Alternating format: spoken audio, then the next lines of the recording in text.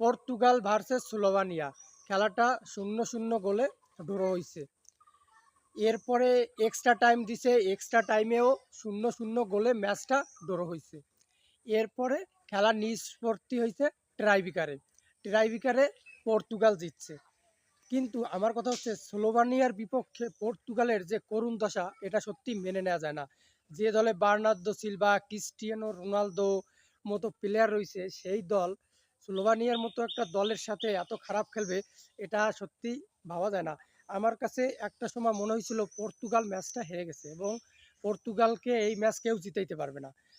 কিন্তু লাস্টের দিকে ট্রাইবিকারে ভালোই খেলাইছে ওরা, শটও ভালো করছে, গোলকিও পর্তুগালের ভালো খেলছে, যে কারণে পর্তুগাল কোয়ার্টার ফাইনালে যেতে পারছে।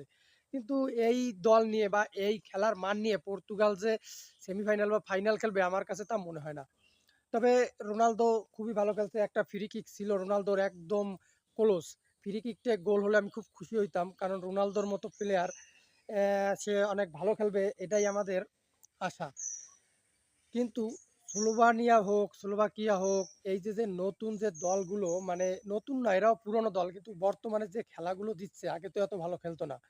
সত্যি ইউরোপ এমন একটা মহাদেশ, বা ইউরো এমন একটা আসর, যেখানে আপনি কোনো দলকেই ছোট মনে করতে পারবেন না এবং কোনো দলকে আহামরি বড় মনে করতে পারবেন না। ইংল্যান্ড ভাই অনেক কষ্টে দিচ্ছে, এবং আজকে দেখলাম পর্তুগাল খুবই মানে স্ট্রাগল করে, মানে খুব কষ্ট করে জিততে হয়েছে পর্তুগালের।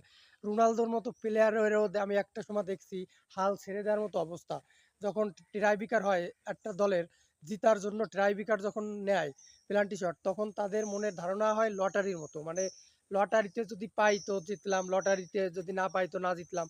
তো কালকে রোনালদোর চেহারা স্পষ্ট হতাশা দেখা গেছে, যে আমরা যদি আজকে এই লটারিতে বাদ যাই কি হবে। যাই হোক, খুব খুশি হয়েছি রোনালদো বের হয়ে যায় নাই, রোনালদো এখনো স্টিল আছে এই ইউরোতে, ইউরো তো জমবে এই আশা করি।